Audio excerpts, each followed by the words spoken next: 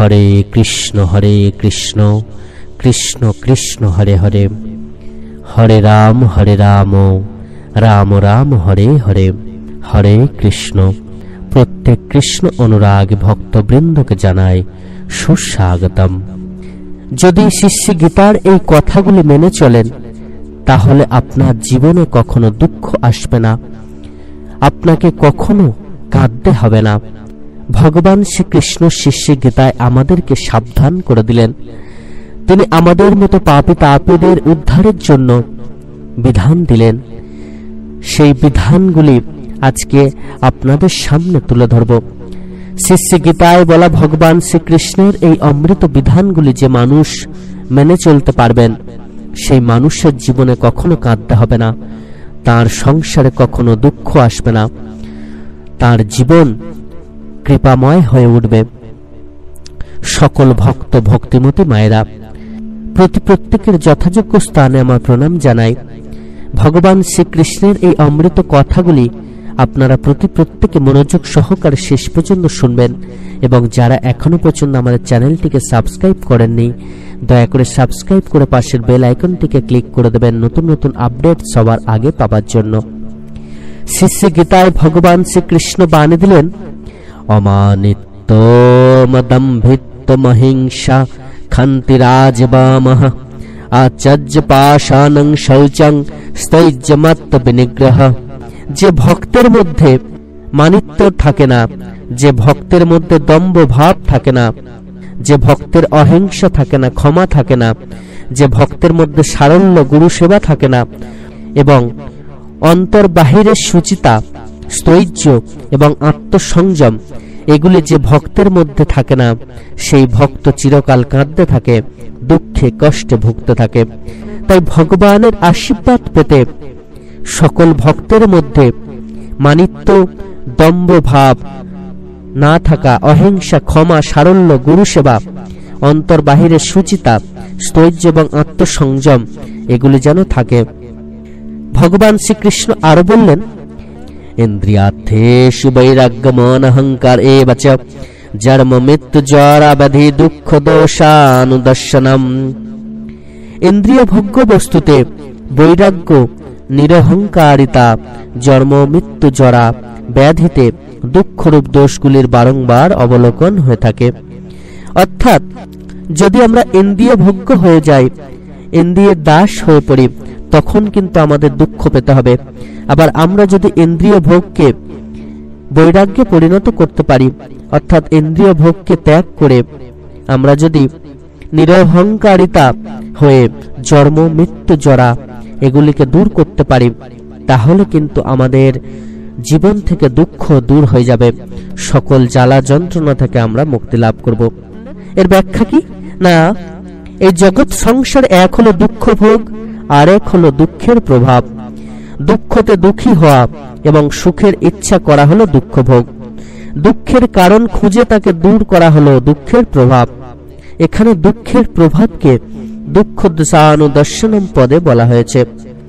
অর্থাৎ যে মানুষ সুখের ইচ্ছা করে থাকে, সুখের ইচ্ছা কামনা করে, সে কিন্তু দুঃখকে পেয়ে থাকে। যদি কোনো মানুষের আকাঙ্ক্ষা দিন দিন বাড়তে থাকে, মানুষের চাহিদা বাড়তে থাকে, সে যদি সবসময় চায় যে তার সুখ হোক, তখন কিন্তু তাকে দুঃখ ভোগ করতে হবে। দুঃখ ভোগ করলে অর্থাৎ দুঃখী হলে বিবেক লুপ্ত হয়, কিন্তু দুঃখের প্রভাব হলে বিবেক লুপ্ত হয় না, বরং মানুষ বিবেক দৃষ্টিতে দুঃখের কারণ খোঁজে এবং দুঃখ করে তাকে দূর করে। সুখের ইচ্ছাই হলো সমস্ত দুঃখের কারণ, কারণ দুঃখ দূর হলে কার্য স্বতই মিটে যায়। তাই সুখের ইচ্ছা দূর হলে সমস্ত দুঃখের নাশ হয়। তাই তো আমাদের সমস্ত সুখের ইচ্ছা ত্যাগ করতে হবে, তাহলেই কিন্তু আমাদের জীবন থেকে দুঃখ দূর হবে। শ্রী ভগবান শিষ্য গীতায় আরো বললেন, অশক্তিরনভিম্বঙ্গ পুত্র দ্বার গৃহাদেশু নিত্যঞ্চ সমাচিত্তত্ব মিষ্টানিষ্ট পপতিষু। যে ভক্তের মধ্যে এই লক্ষণগুলি প্রকাশ পায়, সেগুলি কি কি না, বিষয় অনাসক্তি, অর্থাৎ বিষয় সম্পত্তির প্রতি আসক্তি না থাকা, লোভ না থাকা। যদি কোনো ভক্ত ভগবানের প্রতি একাত্ম হয়, তাহলে কিন্তু সে সুখ লাভ করবে। তিনি আরো বললেন, অনুকূল প্রতিকূল অবস্থায় চিত্তের সর্বদা সমভাব থাকা। জীবনে যখনই ঝড়ঝঞ্ঝা আসুক না কেন, আমাদের জীবনটা কিন্তু ভালো সময় খারাপ সময় দুটো দিক দিয়েই পূর্ণ। জীবনে কখনো ভালো সময় আসবে, কখনো খারাপ সময় আসবে। তো আমরা যদি অনুকূল প্রতিকূল অবস্থায় চিত্তের সর্বদা সমভাব থাকতে না পারি, তখন কিন্তু আমরা দুঃখ লাভ করব। আর যদি আমরা ভাবতে থাকি সবই ভগবানের ইচ্ছাই হচ্ছে, কখনো ভালো কখনো খারাপ সবকিছুই ভগবানের কৃপা, তাহলে কিন্তু আমরা সুখ লাভ করব। শেষে গীতায় ভগবান আরো বললেন, মই চানন্য যোগেন ভক্তিরব্য বিচারেণি বিবিক্ত দেশ সেবিত্তম রতিঞ্জন সংসদে। তিনি ভক্তদেরকে সাবধান করে দিয়ে বললেন, অনন্য যোগের দ্বারা আমাতে অব্যভিচারিণী বা অচলা ভক্তি হওয়া, অর্থাৎ যখনই আমাদের ভক্তি অচলা হবে, যখনই আমাদের ভক্তি লোক দেখানো হয়ে উঠবে, তখনই কিন্তু আমরা দুঃখ ভোগ করব। আমরা যদি ভগবানের নাম ধ্যান করতে পারি, ভগবানকে খুশি করতে পারি, তাহলে কিন্তু আমরা সুখ ভোগ করব। শেষে গীতায় তাই শ্রী ভগবান আরো বললেন, অধ্যাত্ম জ্ঞান নিত্যং তত্ত্ব জ্ঞানার্থ দর্শনম এতজ জ্ঞানমেতি প্রক্তম জ্ঞানং যদতহ নথা। নিত্য নিরন্তর আধ্যাত্ম জ্ঞানের অনুশীলন, তত্ত্ব জ্ঞানের অর্থ হিসাবে পরমাত্মাকে সর্বত্র পরিদর্শন করা, এগুলিকে জ্ঞান বলা হয়। এর বিপরীতে যা কিছু সেগুলিকে অজ্ঞান বলা হয়। অর্থাৎ যে সাধক তত্ত্ব জ্ঞানের দ্বারা আধ্যাত্ম জ্ঞানের অনুশীলনের মাধ্যমে পরমাত্মাকে খুশি করতে পারেন, পরমাত্মার আদেশ নির্দেশ মেনে চলতে পারেন, সেই সাধকে কিন্তু ভগবানের কৃপা লাভ করেন এবং তার মতো ভাগ্যবান এই জগৎ সংসারে আর কেউ হয় না। শ্রী ভগবান বললেন, যে ভক্ত এগুলি মেনে চলে সেই হলো জ্ঞানী মানুষ, আর যে এগুলিকে মেনে চলতে পারেন না তিনি হলেন অজ্ঞানী। তাই এই জগৎ সংসারে ভগবানের কৃপা যে লাভ করতে পারেন সেই হলো সব থেকে বেশি ভাগ্যবান। এই জগৎ সংসারে ভগবানের সাধন ভজন, ভগবানের চরণ আশ্রয় গ্রহণ ছাড়া কিন্তু আমাদের আর অন্য কোনো পথ নেই। আমরা যতই যা কিছু করে নিই না কেন, ভগবানের আশীর্বাদ ছাড়া আমরা কিছুই করতে পারবো না। তাই শিষ্য গীতায় ভগবানের বলা এই কথাগুলি প্রত্যেকে অতি অবশ্যই মেনে চলবেন।